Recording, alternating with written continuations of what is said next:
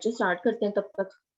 फिर 1-2 मिनट के बाद में है ना क्लास लो कर, उनके भी बच्चे क्लास ज्वाइन कर रहे हैं, तो 2-3 मिनट और वेट कर लेते हैं, लेकिन हम अपना लेक्चर स्टार्ट करते हैं।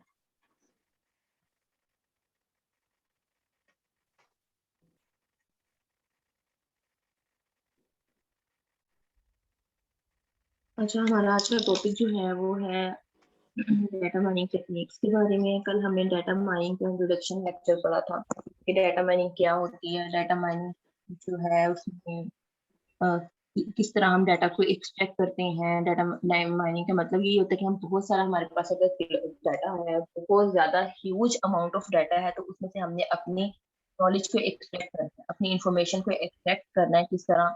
तो वो हमने डाटा माइनिंग के बारे में पढ़ा था और थोड़ी सी इसकी एप्लीकेशन के बारे में डिस्कस किया था और इसके बारे में डिस्कस किया था कि और डाटा माइनिंग में कौन कौन से इश्यूज जो है वो क्रिएट होते हैं। अच्छा, डाटा माइनिंग जो है बहुत सारा, मतलब कि यही है कि हमने अपनी नॉलेज को एक्सट्रैक्ट करना है बहुत सारी ह्यूज अमाउंट ऑफ डाटा में से। तो अब उस नॉलेज को एक्सट्रैक्ट किस तरह करना है, उसकी डिफरेंट टेक्निक्स यूज होती हैं, उसकी कोई ना कोई प्रोसेस यूज होता है, जिसकी वजह से हम डाटा माइनिंग की जो टेक्निक्स हैं उसमें के थ्रू अपने डाटा को एक्सट्रैक्ट करते हैं, अपने डाटा को अवेल्युएट करते हैं, उसका अपनी नॉलेज या इंफॉर्मेशन को गेट करते हैं। ठीक है, तो आज हमने टेक्निक के बारे में डिस्कस करना है। उसमें जो हमारी मेन टेक्निक्स जो हैं, classification, clustering, regression, outer sequential pattern, prediction, association. हम कोशिश करेंगे कि इसमें मैं आज के में इतनी टेक्निक जो है वो कवर कर सकते हैं डिटेल में। थोड़ी सी ये प्लीज अपने माइक्स जो हैं वो बंद कर लें।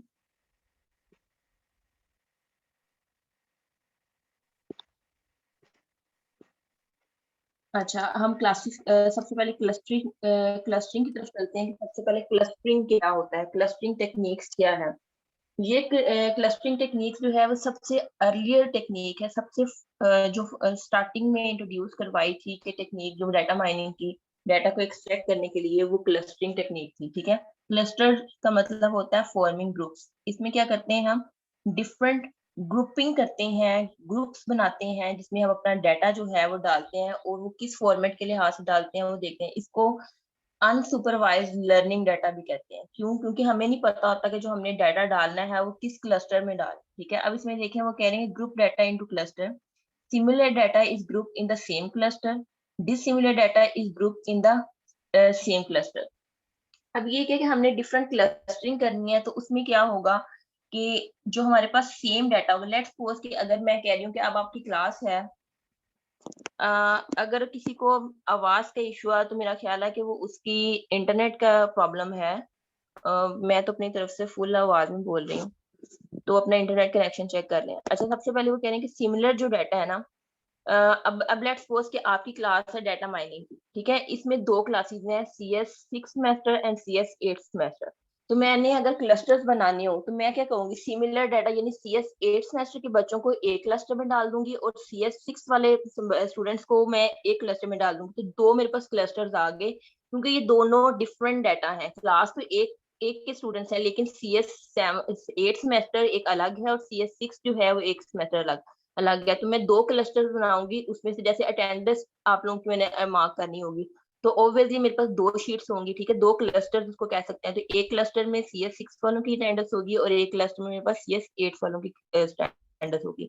तो इस तरह हम डिफरेंट क्लस्टरिंग करते हैं अपनी, कि जो हमारा डिसिमिलर डाटा है वो हम एक में, और जो हमारे पास सिमिलर डाटा है वो हम एक में डालते हैं।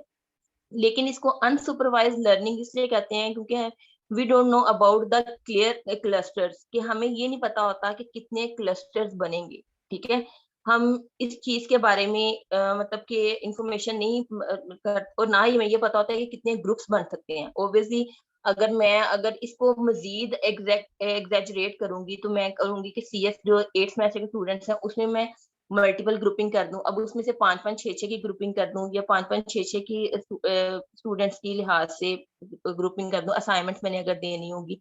तो उसमें नंबर ऑफ ग्रुप्स कितने, क्लस्टर्स कितने बनेंगे, नंबर ऑफ टेबल्स कितने बनेंगे, यानी नंबर ऑफ ग्रुप्स कितने बनेंगे, वो भी मुझे नहीं पता।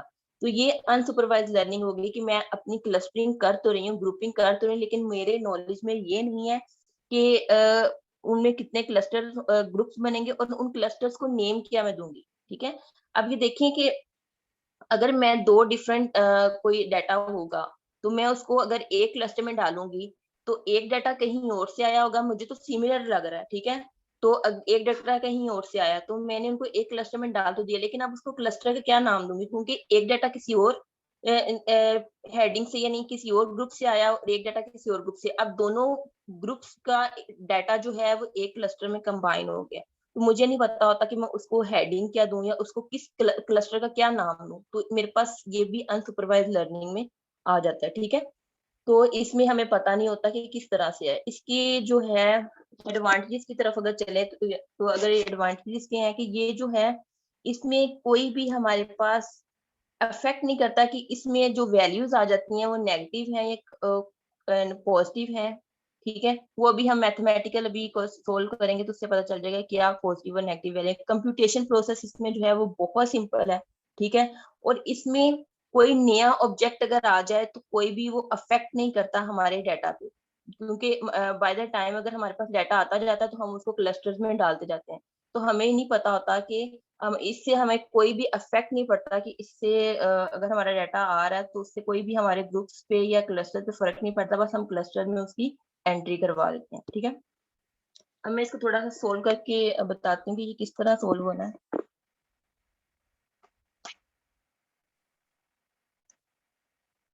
पहले मैं क्लास को लॉक कर दूं ताकि बीच में हमारे पास प्रॉब्लम ना हो।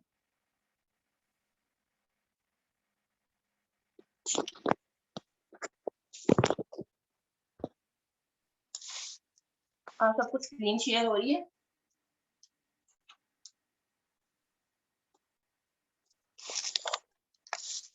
अच्छा, हमने यहाँ पे करने हैं क्लस्टर डिटेक्शन। अगर किसी को स्क्रीन शो नहीं हो रही तो मुझे बताएं। क्लस्टर डिटेक्शन करनी है हमने सबसे पहले कि क्लस्टर डिटेक्शन क्या होती है। सबसे पहले हमने क्या करना है कि अब मेरे पास लेट्स सपोज सब सीरियल नंबर्स हैं, यहाँ मैं सीरियल नंबर लिख देती हूँ 1 2 3 एंड 4। मेरे पास 4 सीरियल नंबर्स हैं और यहाँ पे मेरे पास है सब्जेक्ट कोड। आप लोगों के सब्जेक्ट के जैसे कोड होते हैं तो उसमें सब्जेक्ट कोड 001 002 003 एंड 004, ठीक है। ये मेरे पास एक्सक्यूज आपके मी मैम, वॉइस क्लियर नहीं आ रही, जरा समझ नहीं आ रही आप क्या बोल रहे हैं। आवाज नहीं आ रही है आपको? अच्छा, मेरे पास है सब्जेक्ट कोड। कोड के बाद मार्क्स। मैं अब हर स्टूडेंट्स के मार्क्स लगाऊंगी। मेरे पास 4 स्टूडेंट्स हैं और 4 ही सब्जेक्ट कोड हैं। अब मैंने मार्क्स लगाने हैं। लेट्स सपोज इसमें से इस स्टूडेंट के मार्क्स आ गए 85, इस सब्जेक्ट में इसके मार्क्स आए 78, इस सब्जेक्ट में इसके मार्क्स है 75 और इस सब्जेक्ट में इसके मार्क्स आए 83, ठीक है। लेट्स सपोज ये इसके मार्क्स आ गए, तो अब मैंने इसकी क्लस्टरिंग करनी है कि किस तरह मैं इसकी क्लस्टरिंग कर सकती हूँ। तो मैं अब इसकी क्लस्टरिंग किस तरह कर सकती हूँ कि मैंने एक ग्राफ ड्रॉ किया, ठीक है। उस ग्राफ में मैंने क्या करना है कि इसको स्केलिंग कर लेते हैं। तो हमने अपनी वैल्यूज को लिहाज से, आपको मैथ में कॉन्सेप्ट होगा कि हमने अपने वैल्यूज के लिहाज से जो है इसकी मैप करना होता है। तो हमारी वैल्यू 75 से अगर स्टार्ट हो रही है तो मैं यहाँ से 74 से 75 76 77 78 इस तरह वैल्यू देती हूँ। और यहाँ पे अगर मैं वैल्यूज दूं या इसको 5 के डिफरेंस से दे दूं, क्योंकि हमारे पास ये बड़ा बन जाएगा 70 और 75, फिर 80 85 और 90, इस तरह की मैंने वैल्यू दे दी। अब मैंने देखना है कि कौन कौन से जो मेरे पास मार्क्स नंबर हैं वो कौन से क्लोजअप मार्क्स हैं। 75 और 78 जो है वो हमारे क्लोजअप वाले मार्क्स हैं, ठीक है। तो मैं इसको 75 और 78 जो है वो इसके अंदर आ जाएंगे, ठीक है। 75 और 7 ये क्लोजअप है। और दूसरे कौन से मार्क्स हैं 83, वो इस फैक्टर में 83 और 85 ये। तो मैं क्या कर सकती हूँ कि दो क्लस्टर बना सकती हूँ। ये क्लस्टर एक बन गया और एक क्लस्टर ये बन गया, ठीक है। इस क्लस्टर में कौन कौन से मार्क्स है मेरे पास 75 एंड 78। और इस क्लस्टर में मेरे पास कौन से मार्क्स हैं 83 एंड 85, ठीक है। तो ये मेरे पास दो क्लस्टर्स आ गए कि मैंने जो नियरेस्ट वैल्यूज थी वो एक क्लस्टर में डाल दी और जो दूसरी नियरेस्ट वैल्यूज थी वो मैंने दूसरे क्लस्टर में डाल दी, ठीक है। तो अब इससे क्या हुआ कि मेरी जो है क्लस्टर मैंने अपनी ग्रुपिंग कर दी डिफरेंट अपनी डाटा एंट्री की। अब उसमें एक और चीज है कि अब जो मैंने इसका एक बेनिफिट बताया था वो क्या था, वो ये था कि अगर मेरे पास कोई न्यू डाटा आ जाता है, अब लेट्स सपोज मेरे पास एक और वैल्यू आ गई 81, ठीक है, न्यू वैल्यू आ गई, तो मैं क्या करूंगी, इसको देखूंगी कि किस क्लस्टर में है। पहले तो मुझे देखना पड़ेगा कि ये किस लिहाज किस क्लस्टर में आ सकती है, ठीक है। लेकिन उसके लिए हमारे पास हमने इसमें डिस्टेंस मीन, इसके बाद फिर मैंने क्या करना है कि डिस्टेंस जो है अपना लगाना है, इसमें डिस्टेंस मीन लगा सकती हूँ, डिस्टेंस मीन का फॉर्मूला लगा सकती हूँ कि उसमें क्या होगा,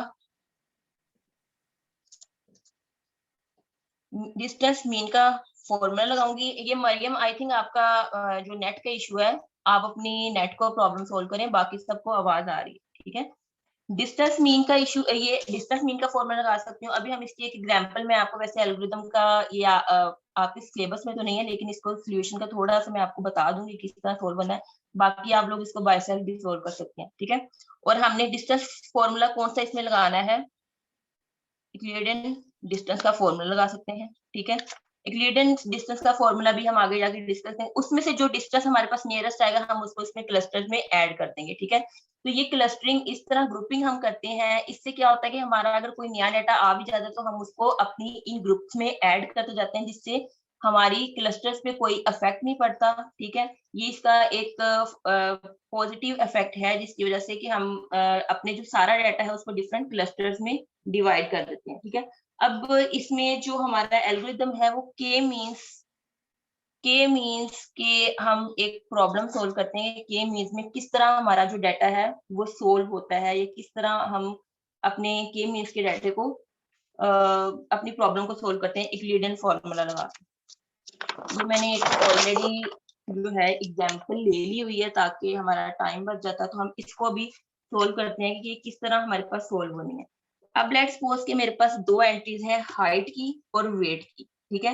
एक मेरे पास हाइट है और दूसरा मेरे पास एंट्री है वेट की, ठीक है। तो उसमें हम मैंने पास फॉर्मूला क्या होगा, सबसे पहले ये जो मैं फॉर्मूला लिखूंगी उसमें बस है एक्स एच, यानी मेरे पास X H minus H one का स्क्वायर, ये फॉर्मूला है। इसमें एक्स एच क्या है मेरे पास, ऑब्जर्व्ड वैल्यू, ऑब्जर्व्ड वैल्यू है मेरे पास एक्स एच, और एच वन हमारे पास जो है, सॉरी एच वन है, ये एक्स एच वैल्यू है, और एच वन है हमारे पास कंट्रोल्ड वैल्यू, ठीक है। अब प्लस वही एक्स डब्ल्यू, यानी ये हाइट का मैंने लिखा था, और आगे डब्ल्यू वेट का, माइनस डब्ल्यू आई का स्क्वायर। अब इसमें भी ये क्या है हमारे पास, ऑब्जर्व्ड वैल्यू, और ये हमारे पास क्या है, कंट्रोल्ड वैल्यू, ठीक है। ये हमारे पास फॉर्मूला है इसको फाइंड आउट करने का। तो अब हम इसको किस तरह सोल्व करेंगे, इसमें सबसे पहले हम क्या करेंगे कि अपनी वैल्यूज लेनी है, इनिशियलाइज करने हैं क्लस्टर्स को। अब ओब्वियसली इनिशियलाइज क्लस्टर करने के लिए हमारे पास पहले कोई ना कोई एक क्लस्टर बना होगा, तो फिर हम उसको आगे करेंगे ना। तो इनिशियलाइजेशन क्लस्टर किस तरह यूज करेंगे, ये जो हमारे पास हाइट, पूरा एक टेबल है हाइट और वेट का, अपनी मर्जी से हम दो वैल्यूज लेंगे क्लस्टर्स बनाने के लिए, ठीक है। एक क्लस्टर 1 और एक क्लस्टर 2, ठीक है। आपकी मर्जी है आप स्टार्टिंग से ले लो, आपकी मर्जी है आप मिड से ले लो, आपकी मर्जी है आप एंड से ले लो। लेकिन अगर आप स्टार्ट से लोगे तो उसके कंपेरेटिवली आप रैंडमली आगे जा सकते हो, 3 4 5 6 तरह सोल्व कर सकते हो। लेकिन अगर मिड से लोगे फिर आपको फर्स्ट से कंपैरिजन करना पड़ेगा, तो ज्यादा बेहतर रहता है कि अगर आप इनिशियलाइजेशन वाली दो वैल्यूज ले। तो अब अगर मैं इनिशियलाइज करूं, इनिशियलाइज टू क्लस्टर्स, ठीक है। अब इनिशियलाइज हम टू क्लस्टर्स करेंगे तो उसमें क्या होगा कि एक तो हाइट आएगी और एक में वेट, हाइट को एच कहते हैं और वेट को डब्ल्यू, ठीक है। उसमें क्लस्टर 1 है हमारे पास और एक क्लस्टर 2 है। क्लस्टर 1 में हाइट क्या है 185, पहली वैल्यू ली मैंने, नजर आ रही है आपको, 185 हमारे पास हाइट की वैल्यू आ गई। वेट हमारे पास इसके अकॉर्डिंग क्या है 72। क्लस्टर 2 में हमने सेकंड वैल्यू ले ली 170 और इसके अकॉर्डिंग वेट क्या है हमारे पास 56, ठीक है। ये दो ले ली हमने, क्लस्टर्स आ गए। अब इसमें सेंट्रॉइड हम किस तरह लिखेंगे, सेंट्रॉइड को आपने मैथ में पढ़ा किस तरह लिखते हैं कि 185 और 72, ये हमारे पास सेंट्रॉइड आ गया। और इसका सेंट्रॉइड क्या है 170 एंड 56, ये हमारे पास सेंट्रॉइड आ गया। ठीक है, अब हमने अपने फॉर्मूला में वैल्यू पुट करनी है। ठीक है, सॉरी इसके ऊपर अंडर रूट भी आना था। अब हमने इस फॉर्मूला में अपनी वैल्यूज पुट करनी है। ठीक है, किस तरह, यूक्लिडियन फॉर्मूला में, कि सबसे पहले हम क्या करेंगे, हमारे पास क्लस्टर 1 है, इस तरफ हम क्लस्टर 1 की वैल्यू पुट कर देंगे और इस तरफ हम क्लस्टर 2 की वैल्यू पुट कर देंगे, ताकि हमारे पास अंडरस्टैंड हो कि हमने दोनों क्लस्टर की वैल्यू पुट की है। तो अब हमारे पास फॉर्मूला क्या है, सबसे पहले क्या है, एक्स एच, यानी हमारे पास क्या है वैल्यू, हमने ये तो दो इनिशियलाइजेशन के लिए क्लस्टर्स बना ली, उसके बाद थर्ड वैल्यू स्टार्ट करना है, तो हमारे पास थर्ड वैल्यू क्या है, दिस वन, ये वाली। तो हमारे पास क्या है, एक्स एच यानी ऑब्जर्व्ड वैल्यू, हमने ऑब्जर्व्ड वैल्यू यहां से उठानी है 168 माइनस, जो हमारे पास माइनस क्या है, हमारे पास 185 पहले क्लस्टर के साथ कंपेयर करना है।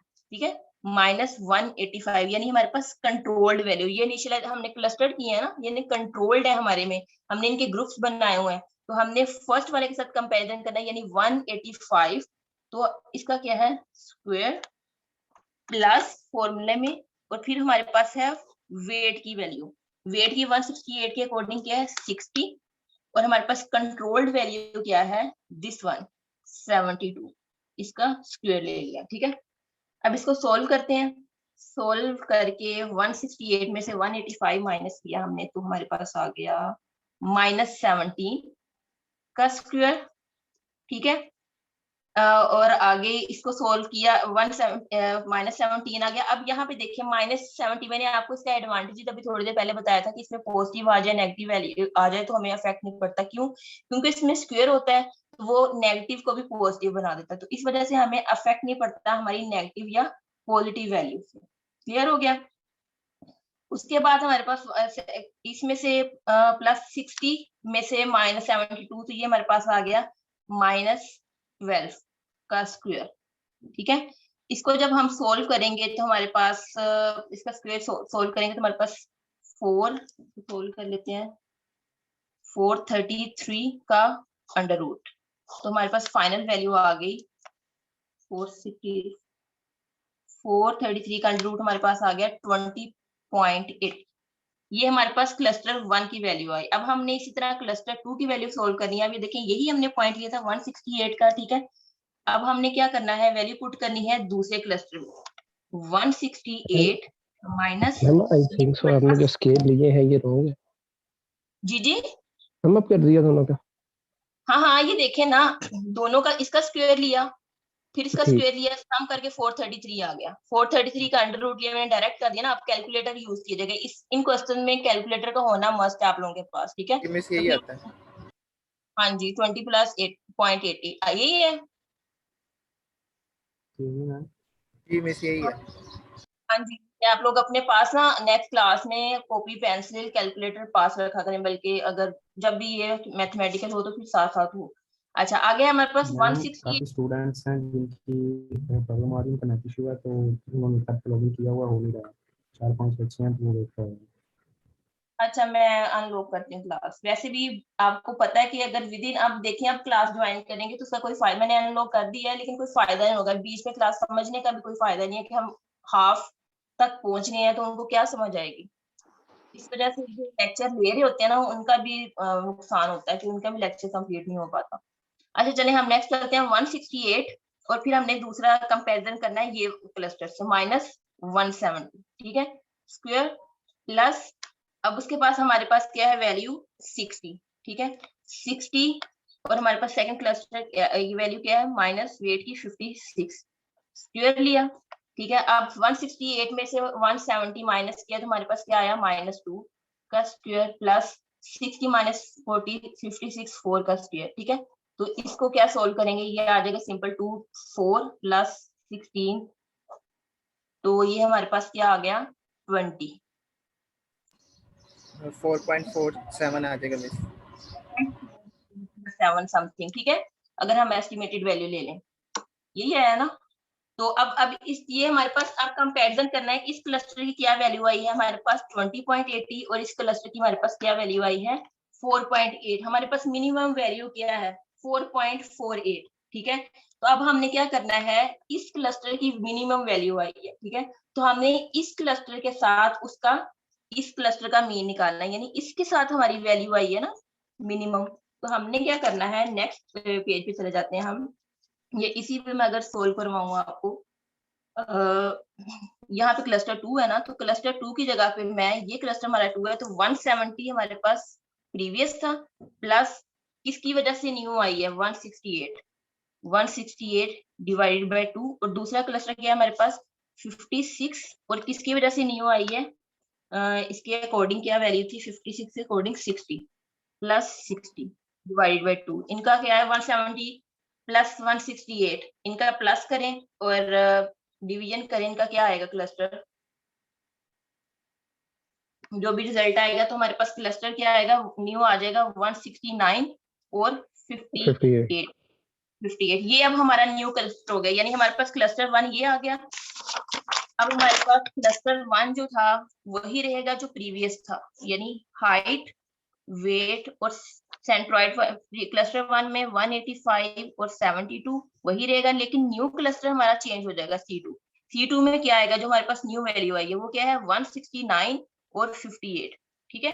अब हमने इसके अकॉर्डिंग जो है आगे नेक्स्ट वैल्यूज का इसी प्रोसेस के थ्रू फाइंड आउट करनी, फोर्थ वैल्यू के साथ, ठीक है।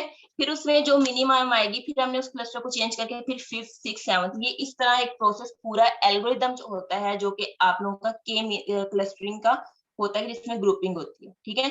समझ आ गई, ये बाकी के आप लोगों ने कंप्लीट आप लोगों ने खुद करना है, मैंने बस आपको समझाने के लिए ये 254 आता है जो क्लस्टर 2 का आपने किया ना अभी, 169 की जगह 254 आता है।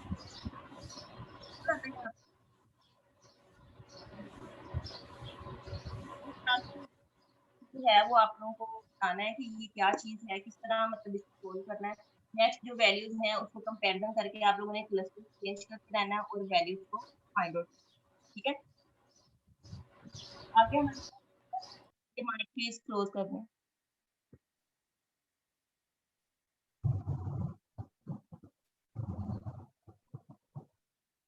नेक्स्ट हमारे पास है क्लासिफिकेशन।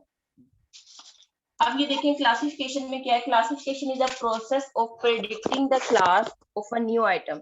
कि जो हमारी क्लासिफिकेशन है वो एक ऐसा प्रोसेस है जिसमें हमने एक न्यू आइटम बनाना होता है, ये क्लासिफाई करनी होती है अपनी, उसको प्रेडिक्ट करना। क्लासिफिकेशन और प्रेडिक्शन ये दोनों सेम ही आप लोगों की जो टेक्निक्स है वो डिसीजन ट्री पे वर्क करती हैं। किस तरह डिसीजन ट्री पे वर्क करती हैं कि हमने विजुलाइज करना होता है अपने डिफरेंट रूल्स के थ्रू, कि क्या रूल्स बने हुए हैं हमारे, उस रूल्स के थ्रू हमने अपनी न्यू आइटम को क्लासिफाई करना होता है कि ये किससे बिलोंग करता है, ठीक है। इसमें 3 जो चीजें हैं इंपॉर्टेंट, वो होती है रूट नोड, फिर हमारी ब्रांच नोड होती है, और फिर हमारी होती है लीफ नोड, ठीक है। 3 चीजें हैं, रूट नोड, ब्रांच नोड और लीफ नोड। रूट नोड जो होती है वो हमारी मेन होती है, ब्रांच नोड जो होती है वो हमारी इंटरमीडिएट होती है, और लीफ नोड जो होता है वो हमारा कंप्लीट एंड पे आंसर होता है, ठीक है। अब इसका किस तरह करते हैं क्लासिफिकेशन, इसको क्लासिफिकेशन डिसीजन ट्री क्यों कहते हैं, कि इसमें लेट्स सपोज कि मेरे पास एक स्टूडेंट की, मैं आप लोगों ने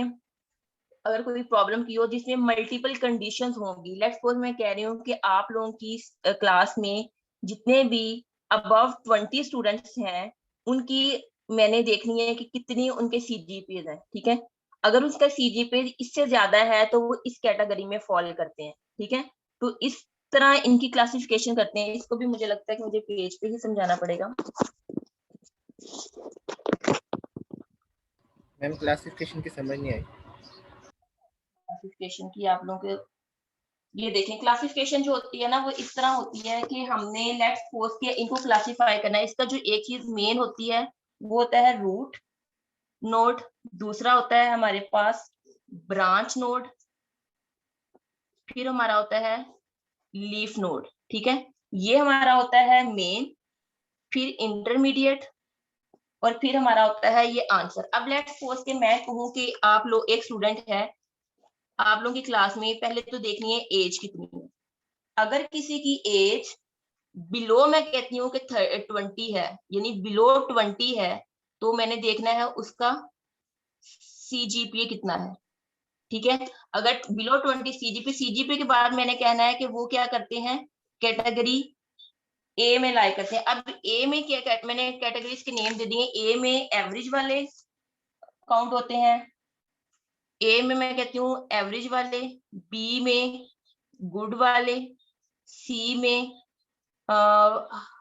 वेरी गुड वाले, और डी में एक्सीलेंट वाले। ठीक है, ये मैंने कैटेगरीज के नाम दिए। अब मैंने एज पे डिपेंड किया कि एज देखिए पहले, फिर उसका सीजीपीए देखा। अगर सीजीपीए उसका बिलो जो है वो 3 है तो मैं कहूंगी कि वो ए है, यानी एवरेज है। बट अगर बिलो जो है उसका 2.5 है तो वो क्या, सॉरी अबव जो है 3 है तो फिर वो क्या होगा, सी वाली कैटेगरी में आएगा। सी वाली कैटेगरी कौन सी है, सी वेरी गुड वाली है। ठीक है। अब लेट्स सपोज उसका सीजीपीए अबव 3 पॉइंट यानी या इक्वल टू 4 है तो वो कौन सा एक्सीलेंट वाली कैटेगरी में आएगा। ठीक है। इस तरह मैंने बाकी स्टूडेंट्स को भी डिवीजन करनी है। तो ये मैंने ट्री बनाया, डिसीजन ट्री। इसमें क्या होगा, मेरा मेन रूट कौन सा है, रूट नोड कौन सी है मेरी एज, इंटरमीडिएट कौन सी है, ब्रांच नोड कौन सी है, इंटरमीडिएट वो मेरा सीजीपी है, और आंसर क्या है, लीफ नोड मेरी क्या है, जो मैंने लीफ नोड बताई थी आंसर, वो लीफ नोड ये है। उसमें आंसर बता रहा है कि ये एवरेज है, ये सी कैटेगरी में है, डी कैटेगरी में। ठीक है। ये क्लासिफिकेशन होती है कि इस तरह हमने क्लासिफाई करना होता है अपने चीजों को कि किस लिहाज से किस में वो चीज ये जा रही है। समझ आई इस चीज की। अब इसमें जो एक चीज इंपॉर्टेंट है वो है हमारे पास इन्फो गेन। ठीक है। हमने इन्फो कहाँ से लेनी है, इन्फो जो होती है हमने लेनी है किस लिहाज से, किस क्या क्वेश्चंस आ रहे हैं हमारे पास। दूसरी चीज हमारे पास होती है एंट्रोपी। इन्फो गेन ये है कि हमने देखना है कि किस तरह हम जो चीजें मैयर कर रहे हैं उसमें किस लिहाज से हमारी क्वेश्चन जो हम ले रहे हैं उसका आंसर किस हद तक सोल्व हो रहा है, यानी हमें इंफॉर्मेशन कितनी मिल रही है। एक डाटा में से हम जो चीज क्लासिफिकेशन कर रहे हैं उसमें से हमें इंफॉर्मेशन कितनी मिल रही है। और एंट्रोपी जो होती है वो ये होती है कि जो इंफॉर्मेशन मिल रही है वो किस हद तक एक्यूरेट है या अनसर्टेन है। ठीक है। जितनी हमारे पास एक्यूरेट इंफो होगी उतनी हमारी एंट्रोपी का कम जो है वो कम होगी। लेट्स अब देखें कि अगर हमारे पास इंफो जो है अच्छी मिल रही है, इंफो ज्यादा मिल रही है तो उसमें अनसर्टेनिटी कम होगी। लेकिन अगर हमारे पास अनसर्टेनिटी जो है वो ज्यादा होगी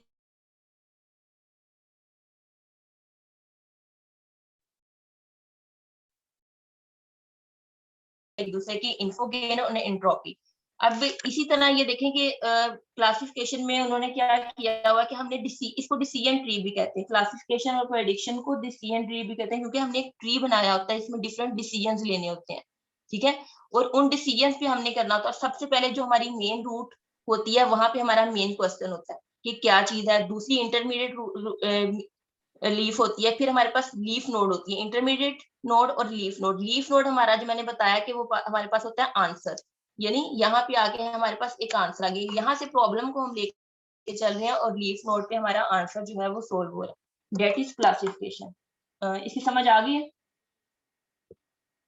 उसके बाद हमारे पास है एसोसिएशन रूल्स।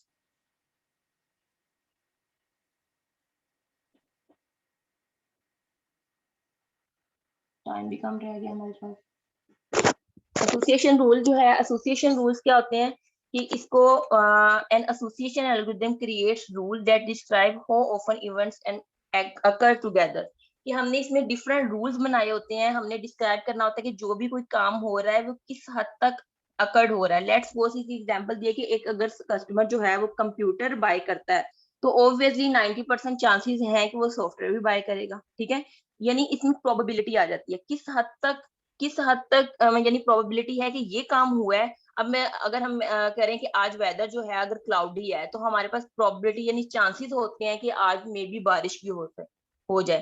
तो ये एसोसिएशन रूल्स हो गए कि हमने डिफरेंट रूल्स सेट किए होते हैं कि if this one is happen then most probably this one will be happen, कि ये अगर हो रहा है तो ये चीज हो सकती है। डिफरेंट रूल्स हमने सेट किए होते हैं एसोसिएशन रूल्स में के चांसेस होते हैं कि ये काम अगर हो रहा है, यानी चांसेस की बेस पे प्रोबेबिलिटी अगर आप लोगों ने पढ़ी होगी आपको थोड़ा आइडिया ऑफ प्रोबेबिलिटी, ये चांसेस भी होता है ना कि कोई चीज अगर हम कोई हो रही है तो उस किस चांस तक उसके ये अगर ये काम हो रहा है तो किस चांस तक ये चीज के होने के भी चांसेस हैं।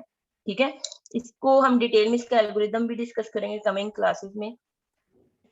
अभी हमारे लेक्चर का टाइम, अगर किसी को क्वेश्चन है तो पूछें जरा मुझसे। अभी जो हमने क्लासिफिकेशन, क्लस्टरिंग और एसोसिएशन रूल्स के बारे में पढ़ा है, सबको समझ आई है? मैम एसोसिएशन रूल्स के बारे में एक बार दोबारा बता दें। इसके बारे में rule set, please mic off. हमने रूल सेट करने होते हैं। रूल्स इस तरह सेट करने होते हैं कि अगर मैंने अब देखें रूल्स बनाए हैं कि इफ ए देन बी, ये जैसे कि मैंने ये बताया कि अगर कोई कस्टमर जो है वो if customer buy a computer then 90% chances he will buy a software. ये एक रूल बन गया कि एक बंदा जो कंप्यूटर बाय कर रहा है तो वो उसके चांसेस हैं कि वो सॉफ्टवेयर भी बाय करेगा। तो हमारे एसोसिएशन जो रूल्स हैं वो इस तरह, एसोसिएशन रूल इसी एल्गोरिदम पे वर्क करता है कि हमने रूल्स क्रिएट करने होते हैं अपनी मर्जी से। एक अगर आप लोग, अगर मैं कहूँ कि एक सिनेरियो है तो आपने इसमें रूल्स बनाने हैं। आपकी जैसे आपकी क्लास हो रही है तो मैंने रूल्स बनाया कि 10 मिनट के बाद अगर कोई आएगा तो मैंने क्लास ड्रॉप कर देनी है। तो इसमें कंडीशन क्या है कि 10 मिनट्स में आप लोगों ने क्लास को ज्वाइन करना है, ठीक है, अदरवाइज क्या होगी, क्लास लॉक हो जाएगी। तो ये एक रूल मैंने सेट किया है। तो इसी तरह आप लोगों ने कुछ रूल्स बनाने होते हैं जिसके अकॉर्डिंग आप लोगों ने डिफरेंट ग्रुपिंग करनी होती है कि डिफरेंट किसी भी प्रॉब्लम को सोल्व करना होता है। इसमें क्या होता है कि हमारा जो डाटा सेट होता है वो जितना भी डाटा सेट है वो चांसेस भी होता है कि अगर ये चीज हो रही है तो मोस्ट प्रोबेबली ये चीज होती है, प्रोबेबिलिटी होती है ना। तो इसकी अगर हम एल्गोरिदम जब सोल्व करेंगे तो इसको आप लोगों को ज्यादा अच्छे से समझ आ जाएगा। फिलहाल अभी आप लोग इसको समझें कि ये रूल्स पे डिपेंड करता है प्रोबेबिलिटी कि अगर ये काम हो रहा है तो मोस्ट प्रोबेबली चांसेस है कि ये काम भी हो सकता है, ठीक है। प्रोबेबिलिटी अगर आप लोगों ने कोर्स पढ़ा हो तो फिर आप लोगों को ज्यादा अच्छे से इसकी समझ आ जाएगी। पढ़ा हुआ। और किसी का कोई क्वेश्चन? आप लोगों के बाकी लेक्चर्स जो हैं किसी का 45 मिनट से ऊपर होता है? क्योंकि मैंने तो इसको अपडेट भी किया तो मेरे तो 45 मिनट से ऊपर वो नहीं हो रही। हाँ, हो जाता है। 3 घंटे तक का जूम का टाइम कर दिया गया। आप इसको न्यू इंस्टॉल करें। मैं चाह रही थी एक ज्यादा हो जाए तो मैं इसको दोबारा देखती। मैंने कल अपडेट किया लेकिन इसके टाइम लिमिट नहीं बढ़ी।